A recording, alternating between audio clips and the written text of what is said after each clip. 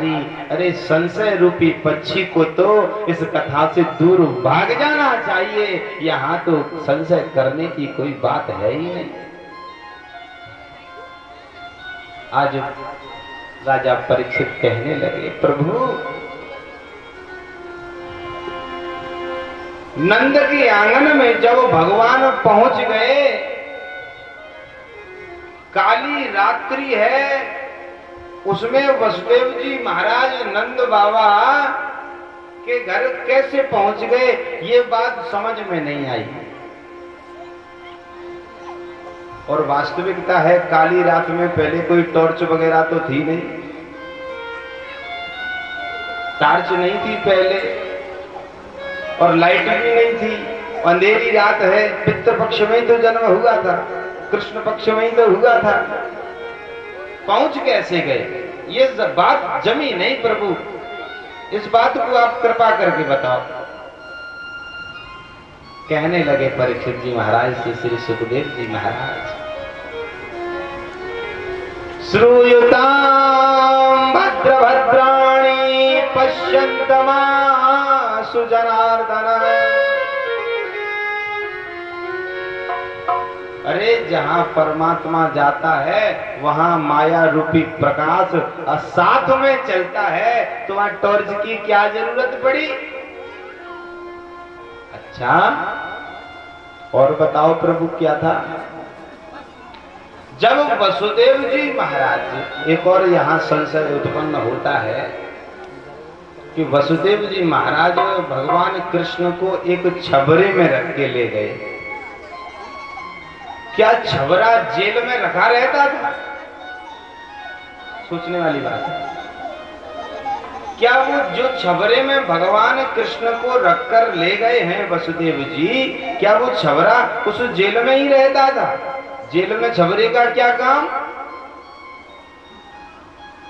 सुखदेव जी महाराज कहने लगे, वो छबरा नहीं है, क्या है? वसुदेव जी महाराज जब माया के बंधन से मुक्त हो गए, जब हथकड़ियां खुल गई और बेड़ियां खुल गई, तब भगवान कृष्ण को हाथों में लेकर चले। और जब वो यमुना के किनारे पर पहुंच गए, तो यमुना मैया ने अपने प्रभाव से, अपने प्रवाह से वहां तिनकों का एक छबरा बनाकर तैयार कर दिया। और जब तैयार कर दिया, भगवान कृष्ण वसुदेव जी के साथ हैं। वसुदेव जी ने छबरे को देखा और सांस ली कि इसमें बालक को रखूंगा और सावधानी से यमुना को पार कर दूंगा। अब कालिंद्री कहाँ मानने वाली है, यमुना मैया कहाँ मानने वाली है? आज तो स्वामी आ रहे हैं उसके। स्वामिना धर्मम पग प्रक्षाल्य हेतु, पग कहते हैं पैरों को और प्रक्षाल्य कहते हैं धोना। आज यमुना मैया तैयार हो गई है कि मैं कृष्ण भगवान के पैरों को धोऊंगी। आज मेरे स्वामी भगवान बैठे हैं छबरे में, वसुदेव जी महाराज चल रहे। जब यमुना जी के चारों तरफ देखा कि अंधेरा है, बारिश हो रही है, पीछे शेषनाग जी चल रहे। चंद्रमा ने फिर कहा, प्रभु अब तो आप चंद्रवंश में उत्पन्न हुए हैं, अब आप ये बताइए कि अब ये महाराज दर्शन क्यों नहीं करने देते? ये शेषनाग जी के ऊपर फन लगाए बैठे हैं, छाया करे बैठे हैं, ये दर्शन क्यों नहीं करने देते? आप तो मेरे वंश में हो। पहले तो चलो सूर्य वंश में जन्म लिया था, अब तो आप चंद्र वंश में हो, तो कृपा करके आप एक बार दर्शन कराओ। भगवान ने माया को आदेश दिया। माया ने जैसे ही आदेश को सुना, माया गड़गड़ाने लगी, छटपटाने लगी, चपला बनकर सामने प्रकट होने लगी। तभी शेषनाग की आंख के सामने अंधेरा हुआ और चंद्रमा ने मेरे नारायण के दर्शन कर दिए, मेरे बाल मुकुंद के दर्शन कर दिए। इधर ये यमुना मैया का उफान बढ़ने लगा। भगवान कृष्ण ने सोचा कि पिताजी डर रहे हैं, उन्होंने अपने चरण कमल की मात्र अंगूठे का स्पर्श कराया और अंगूठे का स्पर्श करके यमुना मैया का प्रवाह कम हो गया और नंद के घर जाकर के उस पुत्र को सुला दिया। योग माया महावर भई तिष्ठै स्वरूप माहेश्वरी। वहां माहेश्वरी स्वरूपी दिव्य दुर्गा का एक योग माया के स्वरूप में प्राकट्य हुआ, जो आज यशोदा मैया की बगल में लेटी है।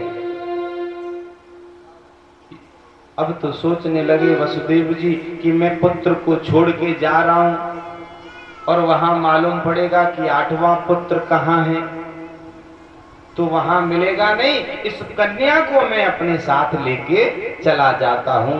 ऐसा भाव जागृत कर लिया और जब ऐसा भाव जागृत हो गया, जब भाव जागृत हो गया ना, तो कन्या को उसी छबरे में रख लिया। आज योग माया अपनी ही माया में बंध रही है, योग माया अपनी माया में बंध गई और नंद जी के साथ उस जेल खाने में पहुंच गई, जहां पर नंद बाबा के मित्र वसुदेव और माता देवकी विराजमान थी, जेल में कष्ट भुगत रही थी। कर्मों की है ये माया, कर्मों के खेल सारे, कर्मों की है ये माया, कर्मों के खेल सारे। कर्मों से ही बना है, कर्मों से ही बना है संसार देख प्यारे। कर्मों की है ये माया, कर्मों के खेल सारे, कर्मों की है माया, कर्मों के खेल सारे, कर्मों की है माया, कर्मों के खेल सारे।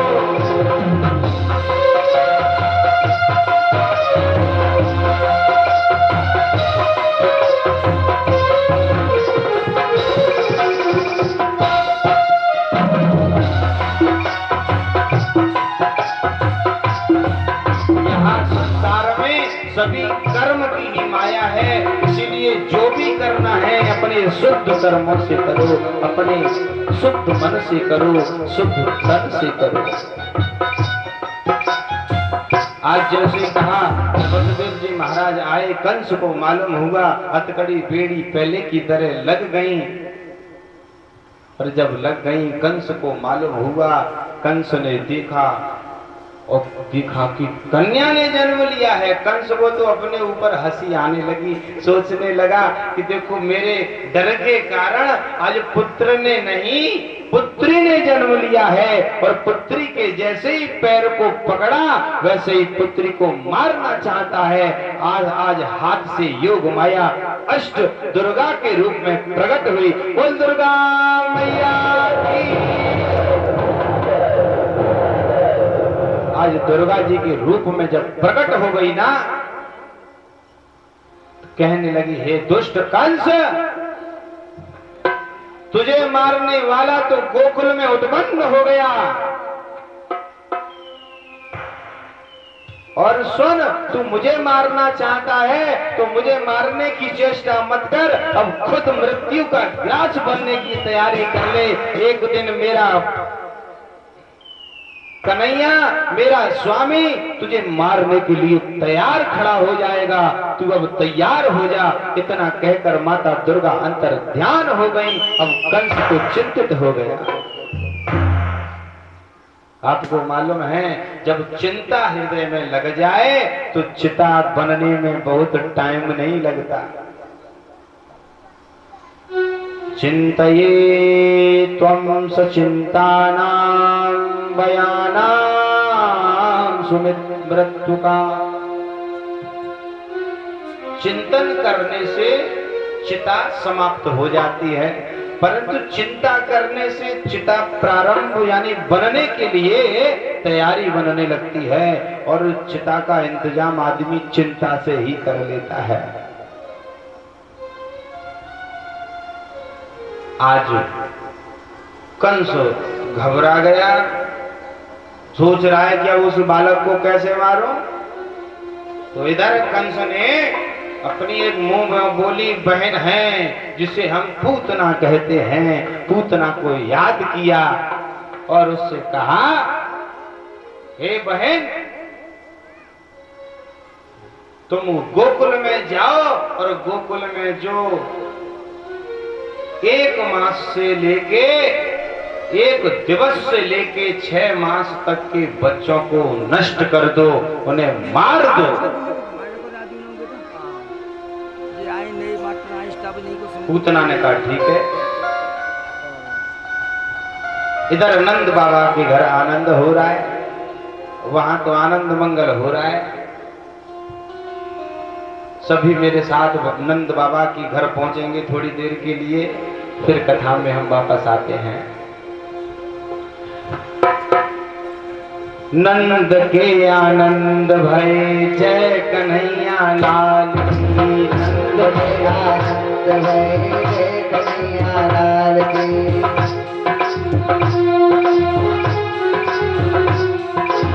नंद के आनंद भय जय कन्हैया लाल की, नंद के आनंद भय जय कन्हैया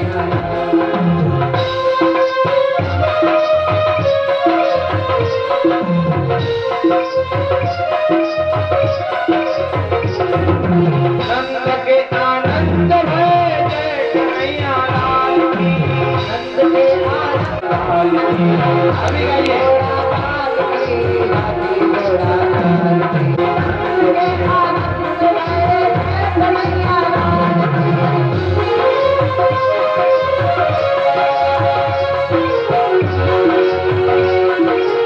गोपाल की, नंद के आनंद भय जय कन्हैया लाल की, नंद के आनंद भय।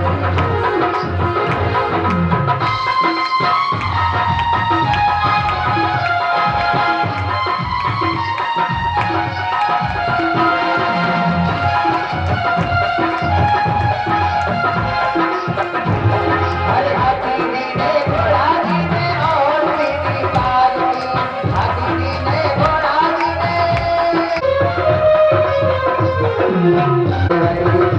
जय कन्हैया लाल की, बोलिए नंद के लाला की, जय जय श्री राधे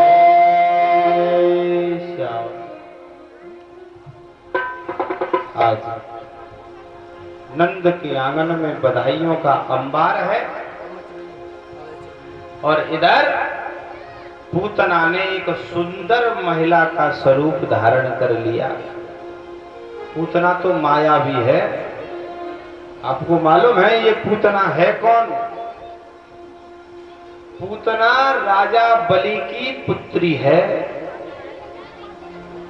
पूतना पूर्व काल में राजा बलि की पुत्री थी, जिसका नाम था रत्नमाला।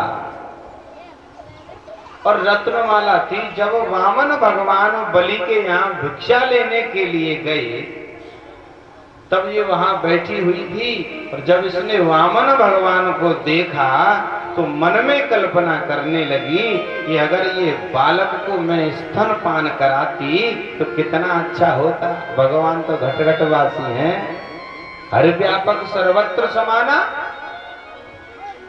घट घटवासी हैं। भगवान ने कहा ठीक है, समय जब आएगा तब मैं तेरा भी स्तनपान कर लूंगा। आज वही रत्नमाला पूतना बनकर आई है। और हिंदी रूपांतर से अगर देखा जाए, हिंदी में अगर इसका खंडन किया जाए तो क्या होता है? पूतना। 2 शब्द हैं इसमें, पूत और ना। जिसके पुत्र ना हो उसे पूतना समझना, पर ऐसा भाव नहीं है। अरे उस मां से पूछना उस बहन से पूछना जिसके पुत्र नहीं होते बेचारी कितनी परेशान रहती है, संतान नहीं होती तो कितनी दुखी रहती है।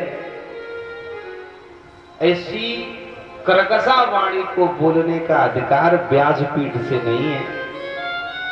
ऐसी वाणी बोलिए मन का आपा खोए और अन को शीतल करे आपो शीतल हो। आज पूतना ने देखा है नंद रानी के घर तो बधाइयां हो रही हैं। कहने लगी नंद रानी से, ओ मैया यशोदा बधाई हो बधाई हो बधाई हो।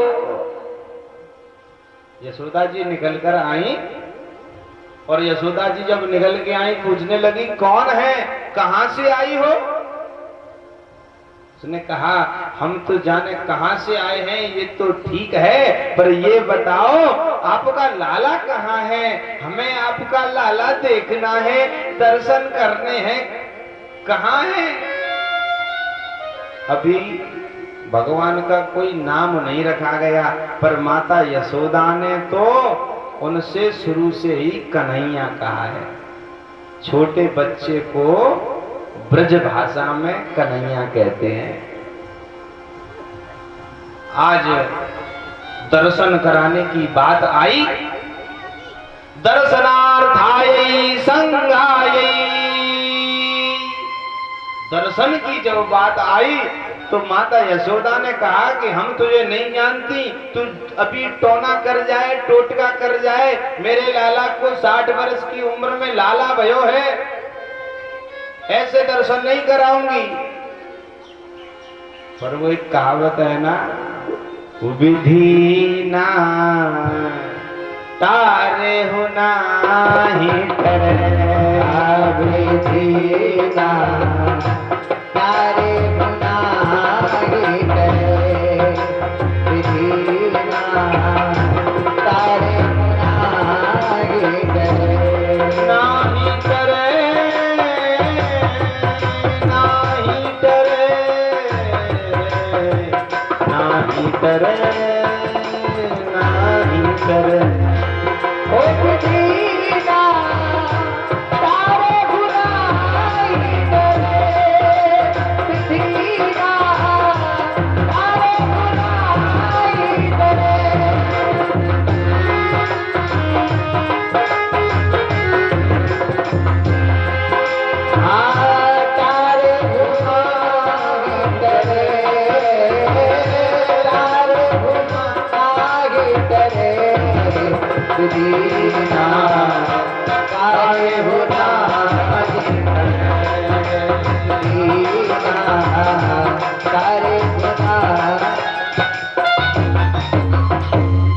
आज समय को कौन टाल सकता है। अब बहुत सारे लोग आ गए कि मैया बधाई हो बधाई हो बधाई हो। मैया को लाला दिखाना पड़ा, और कैसे दिखाना पड़ा, भगवान ऐसे दिखाना पड़ा कि एक पालने में मेरे कन्हैया लाल को लिटा दिया। और जब पालने में लिटा दिया और मैया अपनी घर के गृह कार्य में लीन हो गई, तो पूतना ने मौका देख लिया और मौका देख करके कन्हैया लाल को उठाने लगी। वामन पुराण में तो लिखा है पूतना के बारे में, पुत्र हंती स्वरूपाया। पुत्र को मारने का जो भाव है ना उसका, वो बदल गया। अब वो कन्हैया लाल को देखकर सोच रही है कि ये इतना सुंदर बालक है, इसको मार कैसे दूं, ये भैया की बुद्धि खराब कैसे हो गई, भैया की मति कैसे बदल गई, इतना सुंदर बालक इसे मार कैसे दूं। सोच रही है इस बालक को मारूंगी नहीं। पर वो कहते ना कि विधि ना टारे ना टरे, विनाश काले विपरीत बुद्धि। जब विनाश का समय होता है तो बुद्धि विपरीत होती है। अब बुद्धि सुधरने वाली थी तो फिर दोबारा वही चक्र याद आ गया कि मारना है। भाई ने कहा है नहीं भाई मुझे मार देगा, बदले की भावना जागृत हो गई। और जब बदले की भावना जागृत हुई है, पूतना के हृदय में मेरे कन्हैया को उठाना चाहा। कन्हैया ने कहा कि मैया देख ले, उससे पहले ही अपना काम कर दो तो बहुत अच्छी बात है। नंद रानी तो अपने गृह कार्य में है, पूतना ने अपने स्तनों पर विष का लेपन कर लिया और भगवान को अपने हाथों में उठाकर स्तन पान करा रही है। और कन्हैया ने क्या किया, अपनी आंखों को बंद कर लिया है। पालने में भी अपनी आंखें बंद करके डले हैं कि ये देख ना ले। परीक्षित महाराज ने पूछा कि प्रभु, कन्हैया लाल ने आंखों को बंद क्यों कर लिया? माया सुतासु ब्रह्मास्ते जीवात्वं सनरमेव च।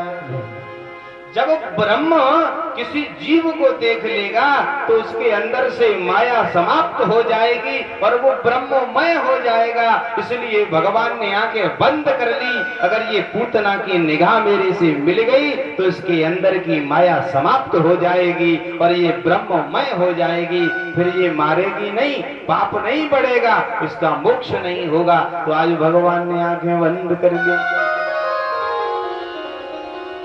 पूतना ने लिया और अपने स्तन का पान कराया। मेरे भगवान आंखें बंद करने का एक कारण और है। मेरे भगवान आंखें बंद करके चिंतन करते हैं मेरे भगवान शिव का और कहते हैं, हे